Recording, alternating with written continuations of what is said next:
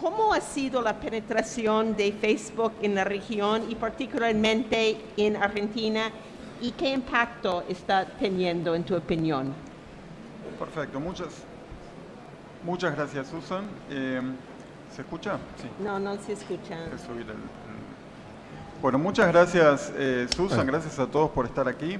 La penetración de Facebook en América Latina es muy importante. Hoy tenemos en la región 3 países que están entre los 20 mayores países en cuanto a uso de la plataforma. Hoy globalmente son 1.490 millones de personas que mensualmente acceden a Facebook. Y si miramos los números de Argentina, son 25 millones de personas que regularmente acceden a la plataforma. De hecho, 86% de los argentinos que tienen acceso a Internet usan Facebook. Y un dato interesante es que 84% de esa gente que accede a Facebook lo hace a través de un celular. O sea que esa es una perspectiva muy cuantitativa de la penetración, tanto en el mundo como aquí en nuestro país. Diego, hay que subir. Vamos a tratar de hablar más fuerte, Okay. la alternativa.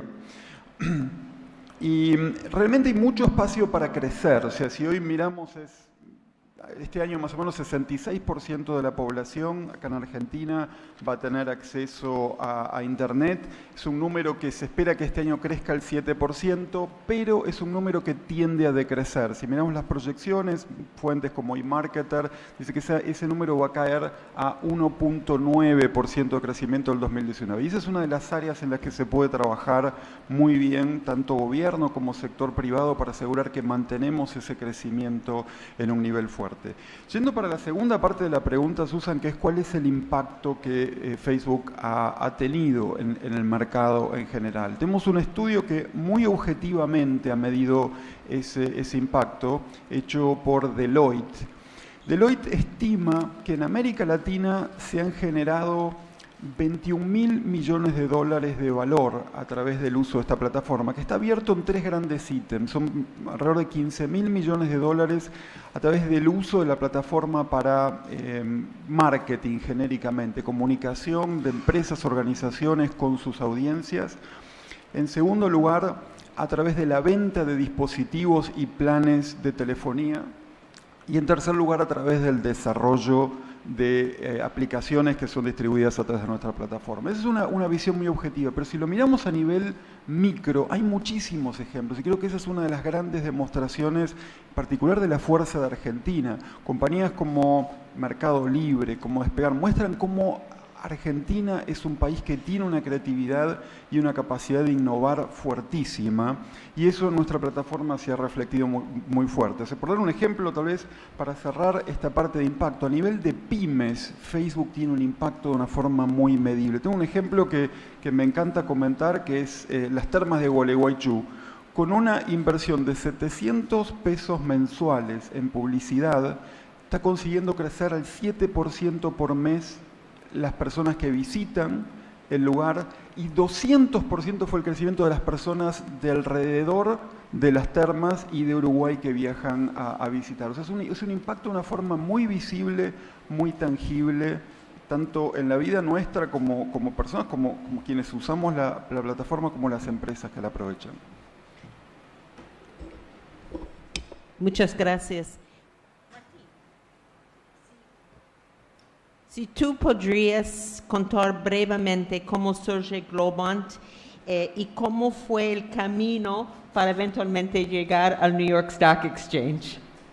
Bueno, muchas gracias, Susan. Primero por la invitación. Segundo, hablar después de todos estos grandes candidatos que tenemos es muy difícil. Pero bueno, nuestra historia empieza de una manera muy simple. Nosotros en pleno 2001 estábamos mirando lo que pasaba en el país. 2002 pensando qué podíamos hacer. 2003 ejecutamos. Empezamos en un garage, 4 amigos, con una idea muy simple que era tratar de ver cómo hacer para emular lo que pasaba en algunos otros países en el mundo y llevar tecnología en ese momento era desde Argentina al mundo desarrollado. En ese momento escribimos una frase, me acuerdo, en un pizarrón, Susan, que era muy, muy cortita, lo que decía: vamos a vender en Estados Unidos y en Inglaterra, nada más.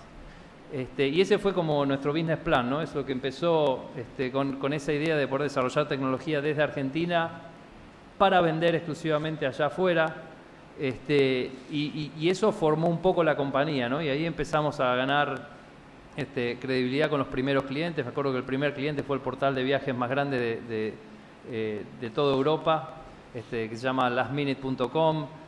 Muy poco después de eso, Google nos eligió en el año 2006 como la primera compañía para desarrollar software afuera del Googleplex en Mountain View, California. Muchísimas historias para contar, desde de cómo financiarse, ¿no? En un momento muy, muy duro para el emprendimiento y muy, muy duro en términos del ecosistema emprendedor que no existía, ¿no? En ese momento.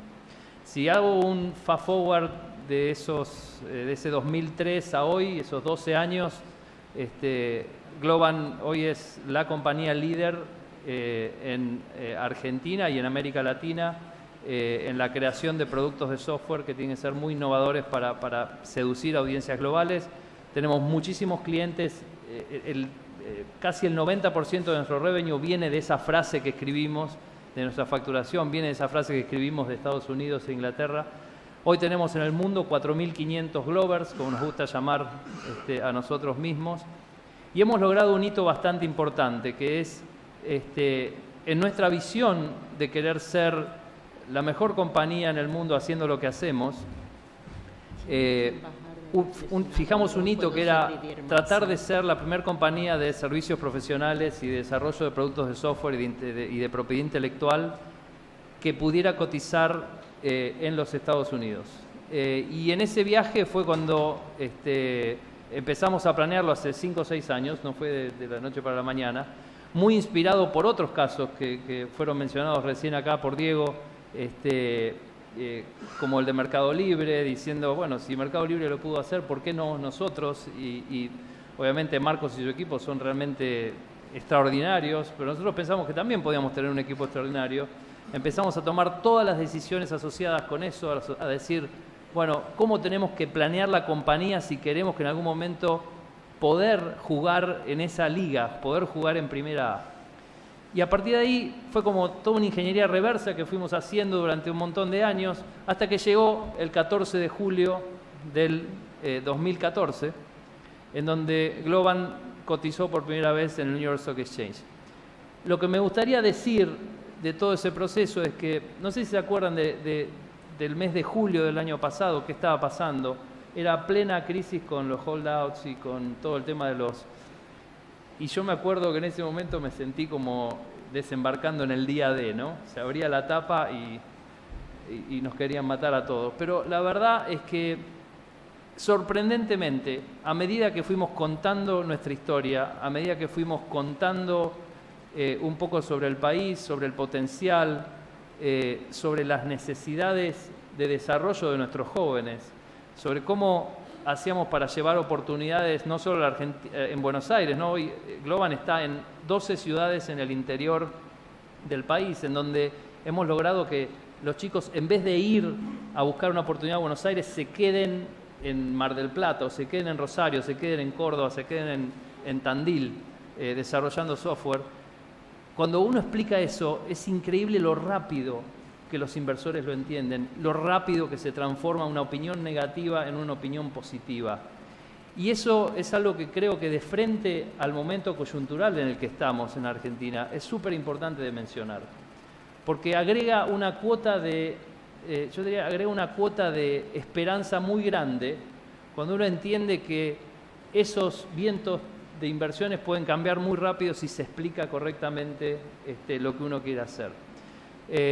Esa fue un poco nuestra historia. Nuestra visión hacia adelante sigue siendo desarrollar, por supuesto, este país, desarrollar la compañía, cambiando e innovando nuestra visión todos los días, y seguir seduciendo clientes como lo seguimos haciendo y apuntar al desarrollo de lo más valioso que para mí tenemos en Argentina, que es nuestro talento. Y todo el mundo, cuando dice talento, siempre en entrevistas me dicen, pero Martín, no es que hace falta más talento, falta más recursos. Y yo digo, no hacen falta recursos, tenemos todo el talento lo que necesitamos. Lo que pasa es que los empresarios, como somos ansiosos, enseguida queremos tener los skills, ¿tá? pero hay una diferencia grande entre talentos y skills. El talento se forma para llegar a tener los skills. Entonces, yo quiero decir eso, que en Globant trabajamos mucho en el desarrollo del talento y confiamos muchísimo en el talento y en la capacidad argentina de crear cosas únicas en el mundo. Muchas gracias. Gustavo, tú eres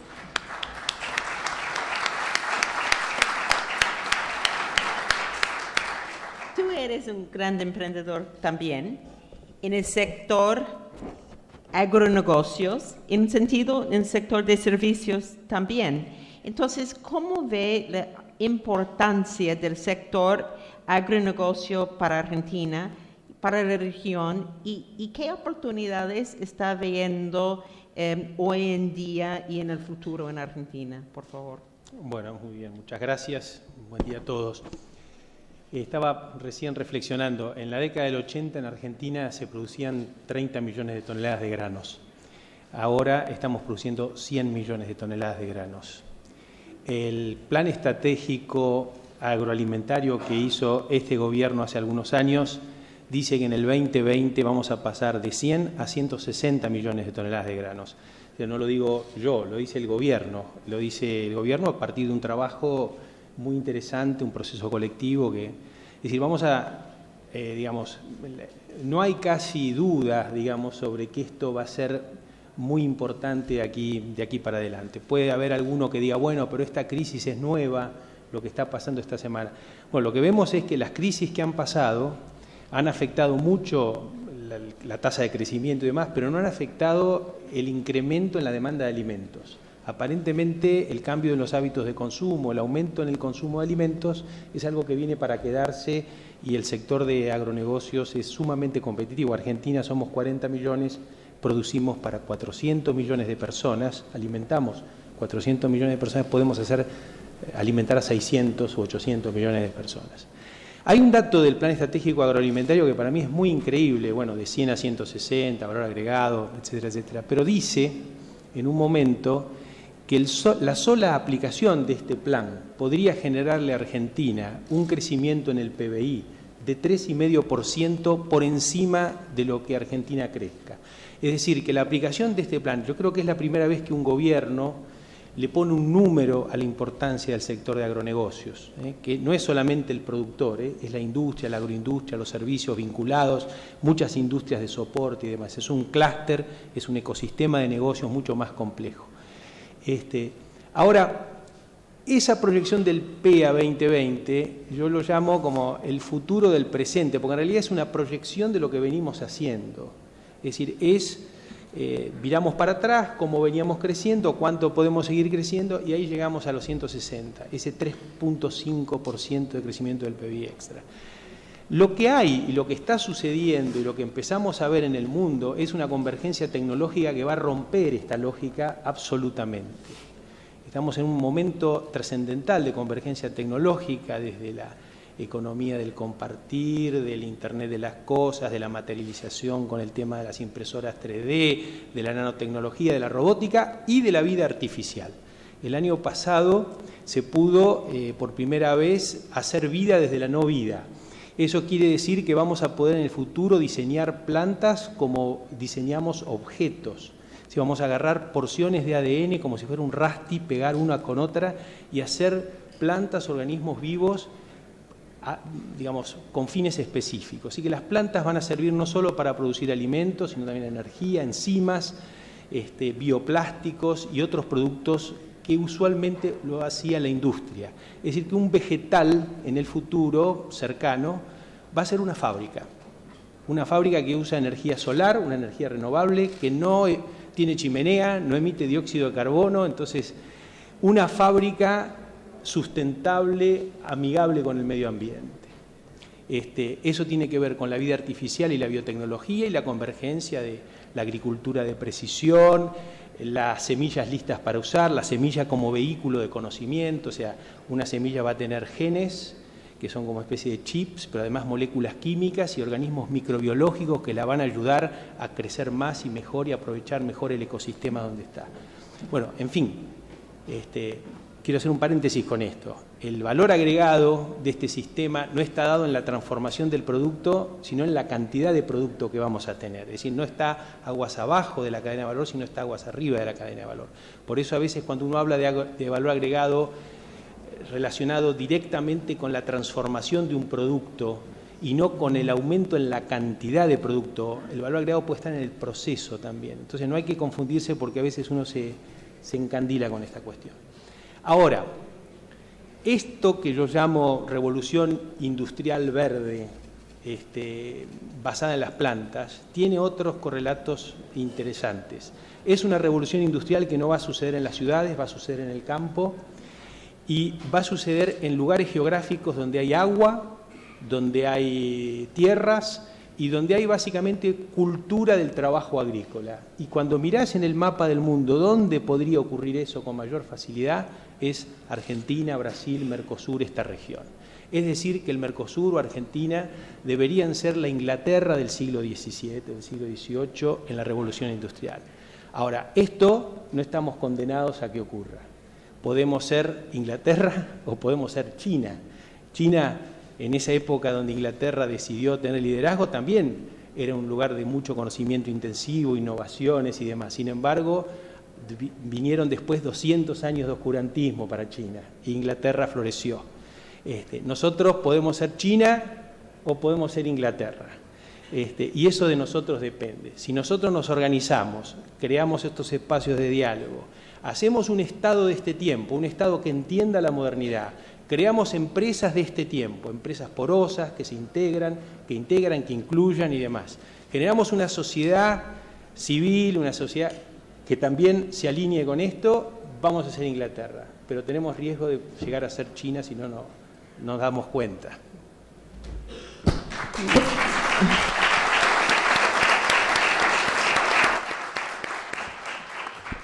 Muchas gracias por este comentario. La primera vez que veo Inglaterra o China y el discurso con Argentina, pero es muy bueno. Diego, yo tengo otra pregunta para Facebook. Facebook está invirtiendo en muchos países, pero uno piensa de Facebook, si abre Facebook en el computador, pero hoy en día es móvil, una cosa, en realidad Facebook es una gran parte en América Latina es móvil. Si me puedes hablar un poco de eso. Y también yo creo que otro punto que es interesante es, ustedes están invirtiendo también en educación en varios países, etcétera. Si puede hablar 2 minutos, no tenemos mucho tiempo, pero 2 minutos sobre eso. Perfecto, claro. Desde el punto de vista de la oportunidad que vemos en América Latina en general, específicamente en Argentina, somos muy optimistas. Como comentaba, vemos una base de talento y creatividad que es muy única. Yo creo que este panel es muy ejemplificativo de ese talento, en particular en temas de tecnología, como Martín compartía con el área de tecnología de la información, o Gustavo compartía con el de tecnología más genética. Esa es la base para hacer proyecciones de largo plazo en una compañía como Facebook. O sea, somos extremadamente optimistas en ese sentido. Hoy tenemos oficinas aquí en Buenos Aires, que de hecho es la base para Sudamérica hispanoparlante. Tenemos también oficinas en Brasil, en Colombia, en México y en Miami como una ciudad, una base para atender a varios de nuestros clientes. Y la principal razón que vemos para ese crecimiento está muy alrededor de 2 grandes palancas que tocan tu pregunta, Susan. Uno es el crecimiento en video. Déjenme contarles un número que siempre que uno lo escucha llama mucho la atención. Hoy en Facebook mundialmente ocurren 4.000 millones de visualizaciones de video por día. Es un número gigantesco, hace algunos años era bajísimo ese número. O sea, esa es una de las grandes palancas de crecimiento. Y en particular una parte muy grande de esas visualizaciones son a través de dispositivos móviles, principalmente de celulares.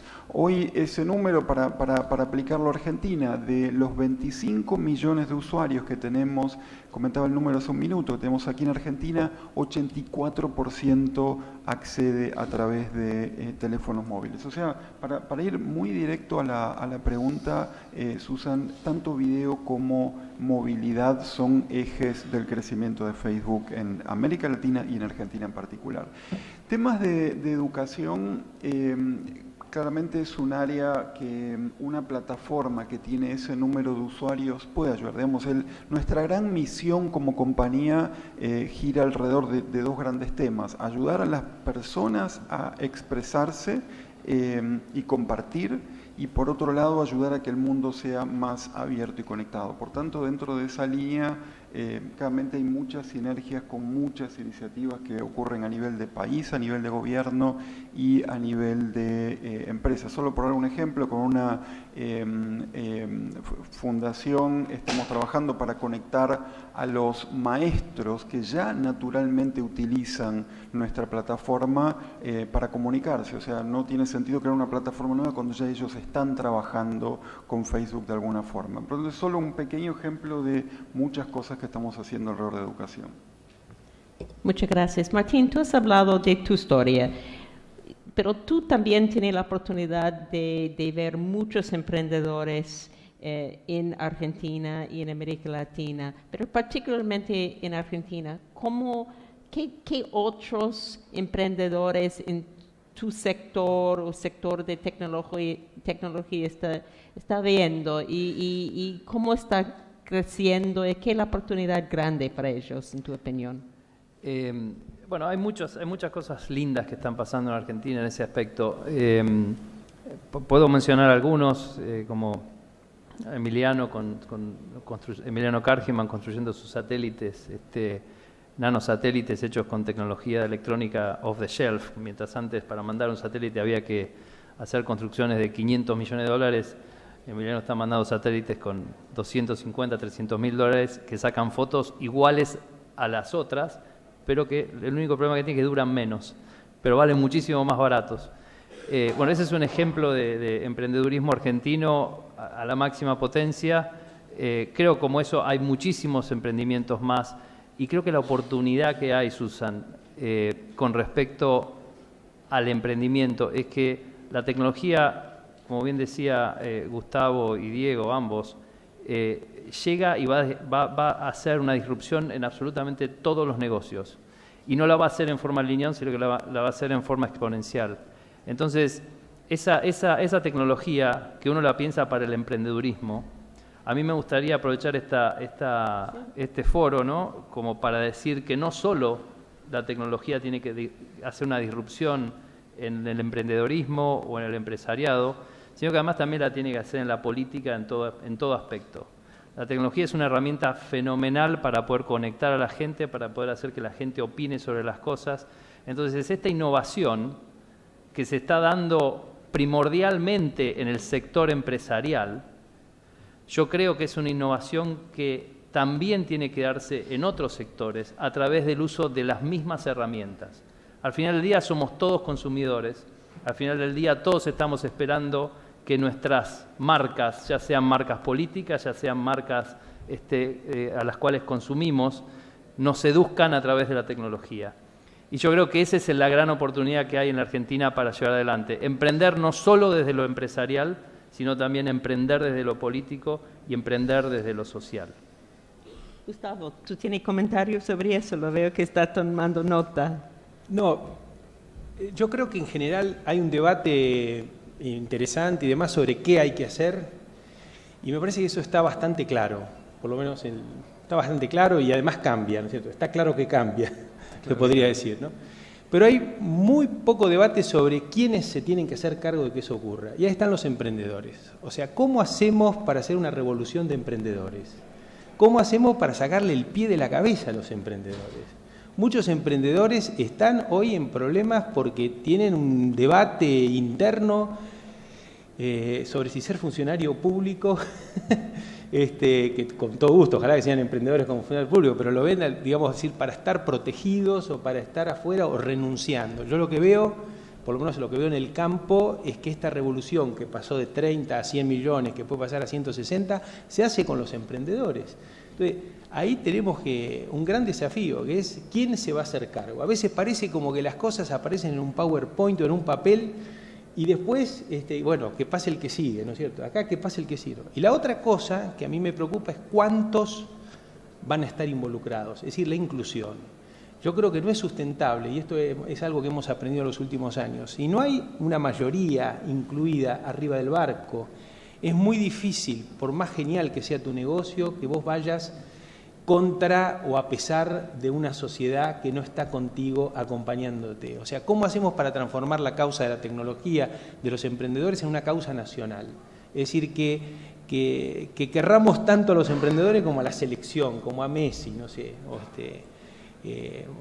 Y lo mismo pasa con la soja permanentemente. Hay gente, ayer me hizo una nota un periodista que me dijo, para que crezcan el resto de las cosas habría que pegarle a la soja más, ¿no?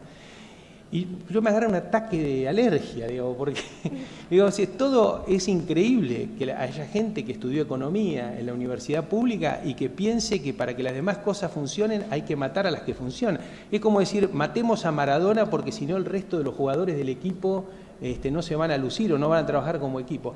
Esas son cosas que me preocupan y yo creo que en este nuevo periodo que viene político, interesante, con expectativa, con esperanza, este es uno de los grandes temas de debate que hay que revertir. No es solamente dialogar, hay que hacer cosas. Y las cosas que hay que hacer es incentivar a quienes se van a hacer cargo de este proceso de desarrollo que viene. No quiero poner nadie en the spot, pero WhatsApp está utilizado en varios países, por ejemplo, para una plataforma para participar en la política. No sé si y Facebook y otros sitios están utilizando mucho en la política. No sé cómo ustedes están viendo el desarrollo de media social en Argentina a través de la parte política, ¿no? Y puede tener mejor impacto, no sé. Bueno, puedo comenzar con digamos, dada la misión de Facebook de ayudar a las personas a expresarse y hacer el mundo más abierto y conectado, los temas de política son un tema naturalmente afín.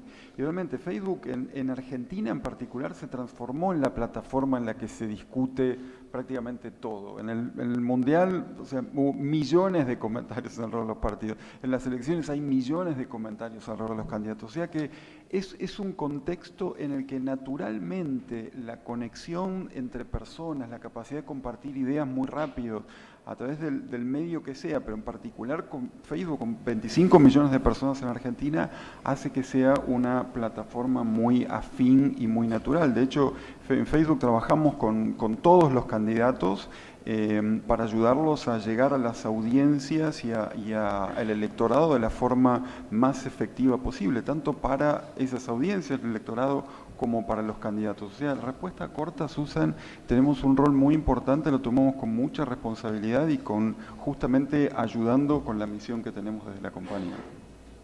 No, yo quería agregar, hola. 1, 2. Lo que quería agregar es que yo creo que ya las campañas políticas ya las vemos y ya se han transformado, ¿no? Ya son mensajes de WhatsApp, son mensajes de Facebook, son mensajes que vienen por cualquier tipo de plataforma, y eso hace que la dinámica también de los candidatos cambie, ¿no? Que la dinámica de cómo llegar a la gente cambie. Eso es parte de la disrupción que yo decía recién, que la tecnología va a traer a la política, pero no es lo único, no es lo único. Yo creo que hay todavía muchísimo más tiempo para ocupar de la gente opinando sobre política de una forma más organizada, que simplemente transmitiendo un mensaje político. Yo creo que la tecnología hasta ahora fue usada como un canal nuevo para empujar un mensaje, mientras que todavía podemos esperar mucho más de la tecnología haciendo que sea un canal bidireccional de esos mensajes, ¿no? Y que los ciudadanos formemos más parte de la formación de esas políticas públicas, de la opinión. Hay un experimento muy interesante en Estados Unidos que se hizo, en el cual la gente puede directamente proponer una ley. Vos te juntás con 10 amigos y propones una ley sobre algún tema que te importe.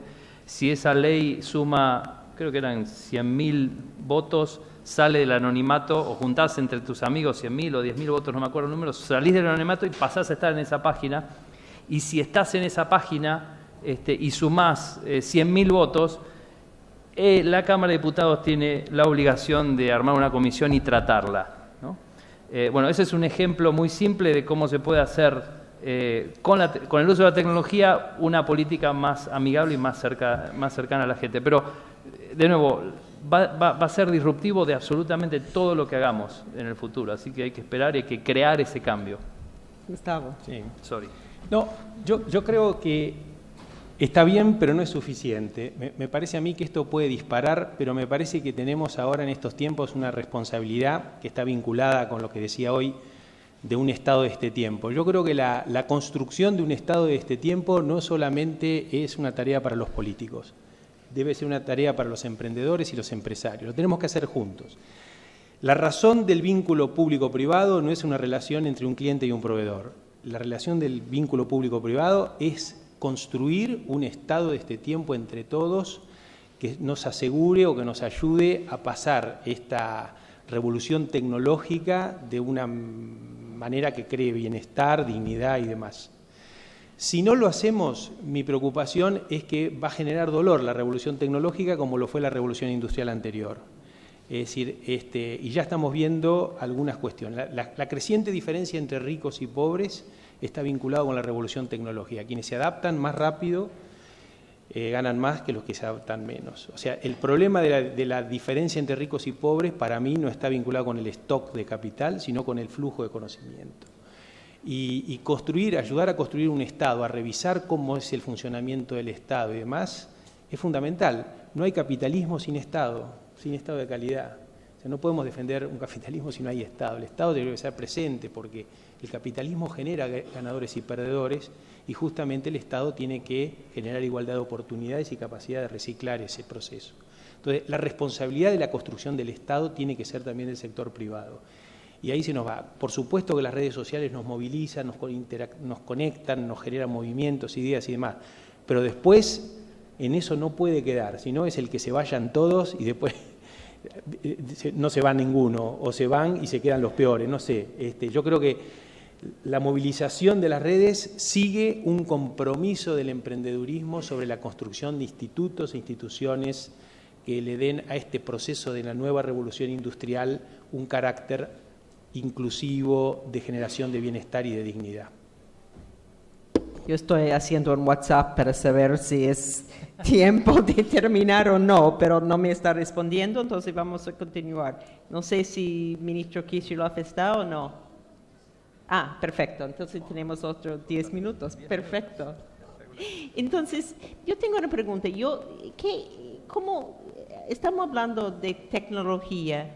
¿Qué es la cosa más importante que ustedes creen para promover lo que estamos hablando? Porque en un sentido estamos hablando sobre la política pública y para la insertación más fuerte al pueblo, ¿no? Utilizando tecnología para tener una voz en todo, en la sociedad. Entonces, ¿qué tiene que pasar? No solamente hemos hablado un poco por la parte psicológica, pero también, mira, tuve problemas con tecnología aquí, que hay demasiada gente tratando de utilizarlo. Entonces, ¿qué tenemos que hacer para promover? ¿Qué inversión necesita no solamente para enseñar el pueblo que hay otras maneras para integrarse, la punto de vista, pero también qué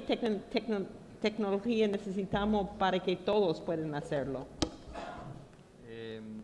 ¿Querés que empiece yo? Como quieras.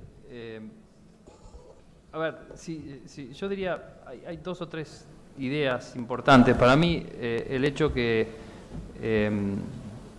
se hayan distribuido en la Argentina 5 millones de computadoras para chicos es una cosa que no podemos medir el efecto que eso va a tener de manera científica, digamos. Cuando hay 5 millones de chicos que están conectados de alguna forma u otra, que tienen acceso a Facebook, que tienen acceso a un montón de contenido, podemos empezar a hablar de que la cosa se empieza a poner más igualitaria para todos, ¿no? Y ese es un camino. Lamentablemente, solo las computadoras en sí mismos no hacen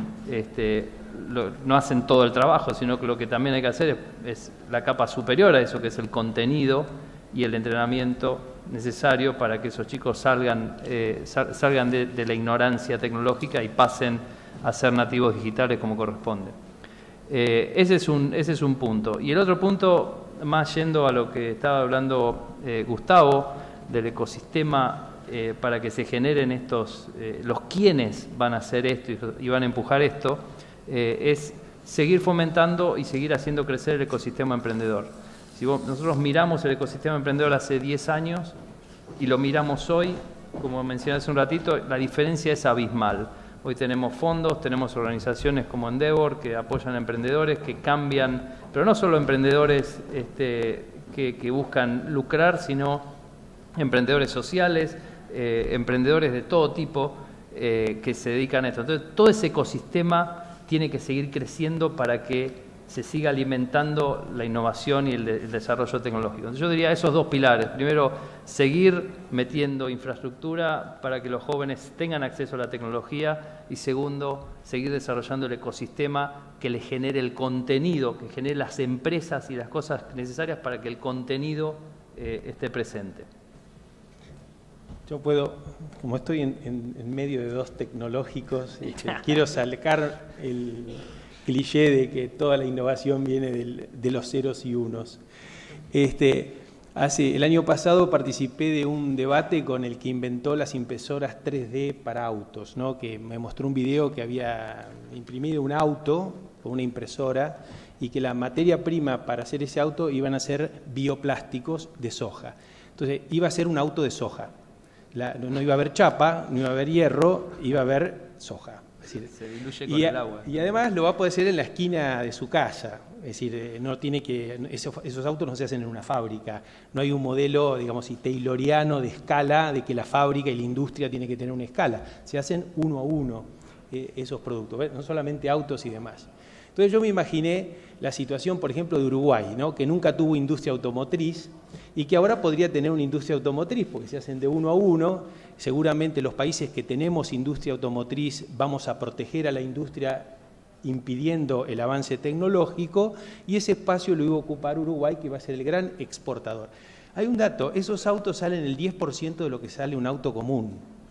Es decir, es absolutamente disruptivo y lo podés hacer diseñado de acuerdo a tu tamaño, espacio y las necesidades que vos querés. Esto replantea el mundo del trabajo. ¿Dónde va a estar el trabajo? No va a estar más en la fábrica, va a estar en un tipo que va a estar haciendo el diseño, en los productores de soja que van a hacer los bioplásticos a través de las enzimas para transformar celulosa en azúcares y demás.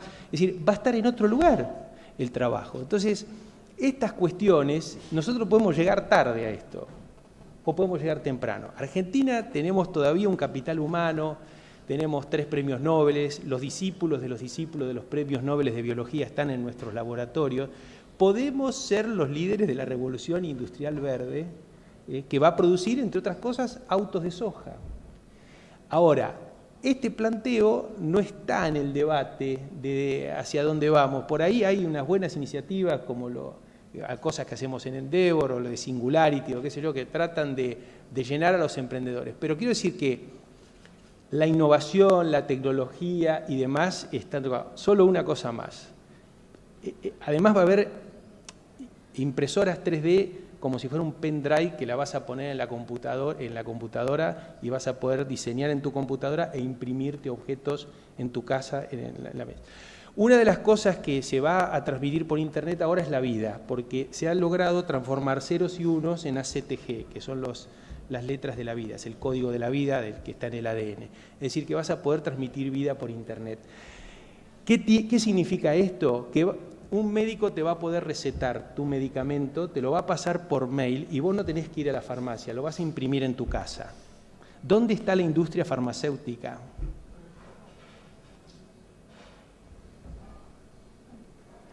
Interesante. Tal vez por enfocar bastante un caso donde se pueden hacer muchas cosas para promover el uso de alguna tecnología nueva. Digamos, en el caso del acceso a Internet, yo comentaba que este año vamos a estar creciendo más o menos al 7% en el número de personas conectadas en Argentina, pero se espera que se desacelere al 1.9% hacia el año 2019. Esa puede ser un área excelente para testear el concepto que coloca Susan. Y, digamos, hay grandes conceptos que creo que están implícitos en lo que estamos comentando aquí, Gustavo claramente, Martín, digamos, una participación de muchas áreas, una participación entre gobierno, entre emprendedores, entre empresas, para colaborar. Un proyecto que lleve a un aumento, una aceleración, o por lo menos a sustentar esa tasa de crecimiento en el uso de Internet, puede basarse fuertemente en un partnership, una sociedad entre todos esos participantes. Digamos, enfocados en la productividad que esto trae. Productividad puede ser la capacidad de comunicarnos mejor. Cuanto más tenemos acceso, es más fácil como personas comunicarnos, una fuente de productividad, pero también para las empresas es más fácil llegar a sus audiencias. En segundo lugar, hay valor para los ciudadanos, digamos, desde un punto de vista de país, de nación institucional. Hay beneficios que esta tecnología traen que son muy medibles. Por lo tanto, no es solo productividad, es también valor ciudadano. Y en tercer lugar, hasta un punto de vista de capital político, una iniciativa de estas la podemos, desde una visión de un partido político, se puede transformar en un capital que un partido aproveche. O desde un punto de vista de una organización, resultados que se pueden acumular y medir cuantitativamente. O sea, de vuelta, un partnership entre todos los participantes en un proceso de este tipo, creo que puede ser una buena forma de mantener el crecimiento. ¿No? Un ratito más, fabuloso. Entonces, ¿Puedo empezar a hablar de mi vida? No. Es que hemos tocado sobre... Todos ustedes tres han hablado un poco sobre la innovación. Y yo creo que, en un sentido, el futuro de Argentina, o una parte del futuro, cuando piensa en tecnología y servicios, sea agropecuaria, en realidad sea energética o minería, es en la innovación. Entonces, ¿qué tenemos que hacer en Argentina para tener para incentivar, digamos, más innovación? ¿Es en el sistema de educación? ¿Qué tenemos que hacer? No sé quién quiere comenzar. ¿Martín? Bueno, a ver, yo sobre la innovación tengo un approach bastante práctico. Uno a veces piensa la innovación como un grupo de gente pensando ideas geniales y fumando algo en un recinto, ¿no? Y de ahí salen las ideas, como si fuese una destilería de ideas. Y la verdad que para mí la innovación está lejísimos de eso, ¿no? Y la innovación es una cultura. La innovación es una actitud. La innovación es una forma de pensar. Y muy lejos de lo que se entiende por innovación, yo creo que innovación se hace en cada centímetro de management que uno tiene. O sea, si uno es líder de algo y está liderando un proceso de cualquier cosa, en ese proceso se puede innovar. En ese proceso se puede entender cómo lo hace el resto y hacerlo distinto, si quieren. En ese proceso se puede realmente cambiar una realidad que está presente y que es un pedacito del status quo. Entonces, para mí, lo primero que hay que hacer, Susan, respondiendo a tu pregunta, es esto tiene que ser enseñado, ¿no? Que la innovación es una actitud, que la innovación es una forma de vida más que un proceso. Y los primeros que lo tienen que aprender son las compañías, y después lo tienen que aprender el resto de los miembros de la sociedad. Y después tenemos que crear los vehículos para que eso pase, ¿no? Nosotros podemos pensar que somos innovadores, pero después tenemos que ver cómo somos con respecto a otros y cómo crecemos con respecto a otros. Así que para mí la innovación es una actitud que hay que enseñar. Sí, estaba pensando mientras hablaba Martín, ¿qué actitudes serían, ¿no? Por ejemplo, estaba pensando la curiosidad, por ejemplo, la creatividad, el coraje, porque también hay que ser corajudo, tenés que estar decidido, el compromiso. Y eso tiene una parte que tiene que ver con la educación, tiene que ver con la cultura y tiene que ver con los incentivos del ambiente, digamos, ¿no es cierto? Hace 2 años yo estuve dando una charla a los jóvenes que estudiaban en Harvard y les pedí al final que levanten la mano, había 40, quienes iban a ser emprendedores y a hacer empresas. Levantaron la mano 2 de 40. Se supone que en Harvard era una elite. Las demás iban a ser funcionarios de una multilateral, otros iban a ser funcionarios públicos. Yo me preocupé muchísimo porque la verdad había un despropósito en eso. O sea que evidentemente no hay un incentivo a ser emprendedor, a ser empresario. Ese es un punto. Y el otro punto, yo creo que tiene que ver con la educación y yo creo que la educación artística es muy importante. Cada vez más, porque la educación artística facilita la comunicación, la creatividad, la curiosidad. Entonces debe incorporarse más esa libertad, digamos, de poder mirar las cosas de distintos puntos de vista. Y la otra cuestión, yo creo que tenemos que transformarnos poco a poco en una sociedad que quiera aprender en lugar de tener razón. Es decir, eso es muy importante. Nosotros somos un conjunto de gente que habla a los gritos al otro para mostrarle al otro que tengo razón.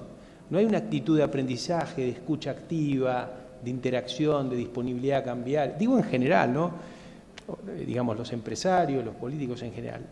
Me parece a mí que tenemos que en esta etapa inaugurar esta nueva cultura de prefiero aprender a tener razón.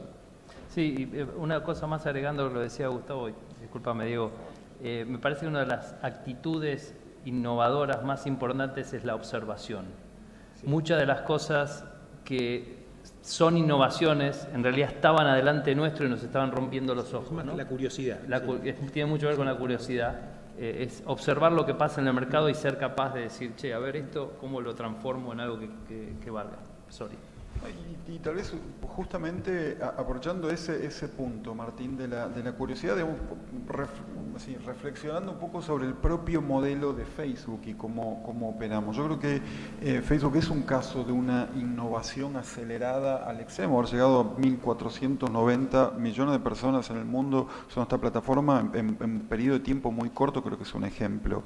Pero hay algunos ejemplos muy puntuales que en esa curiosidad empiezan a dar luz. El caso de una emprendedora que conocemos en Córdoba, se llama Mariana, que empezó a los 12 años a vender bikinis, principalmente a sus amigas, utilizando Facebook como una plataforma para comunicarse. Son pequeños casos que empiezan a dar luz de cómo esa innovación empieza a ocurrir a un nivel muy micro, con un nivel de impacto muy fuerte, yo creo, en algunas grandes áreas. Y ahí es donde la misión de Facebook tiene un rol muy grande. O sea, con Facebook estamos muy enfocados, podríamos hacer muchísimas cosas, pero estamos enfocados en unas pocas, que giran alrededor de ayudar a las personas a expresarse, hacer el mundo más abierto y conectado, y repetidamente eso es lo que nos guía. Entonces, aplicando casos como el de Mariana, o como yo contaba un poco más temprano, el caso de las termas de Gualeguaychú,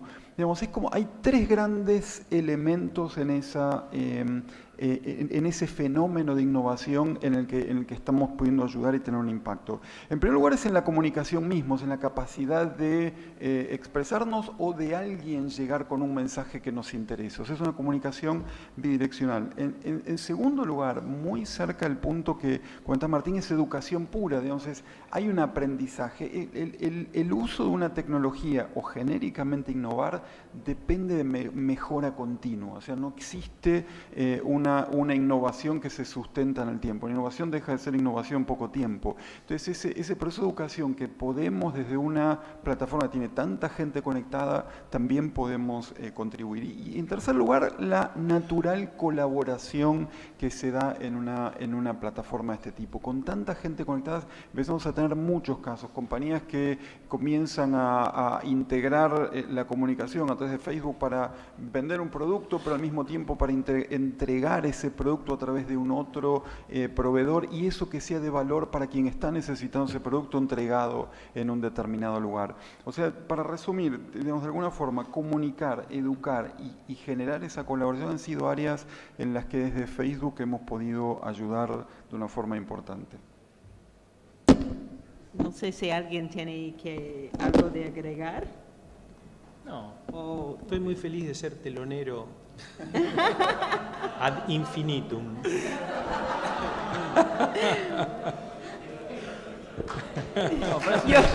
Yo creo...